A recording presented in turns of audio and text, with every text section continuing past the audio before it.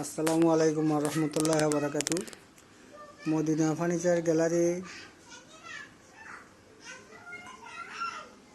আগে থেকে এমনি লেকারের কাজ করতেছি, বর্তমানে আবার নতুন করে নতুন সংযোজন। এখন থেকে লেকারের পালিশ আপনারা পাবেন। এখন থেকে আপনারা মদিনা ফার্নিচার গ্যালারিতে লেকার পাবেন ইনশাআল্লাহ।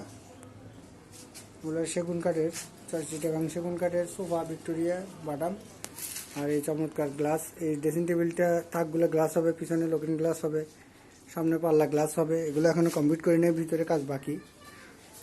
দেখেন এগুলো লুকিংটা কত সুন্দর, দেখেন।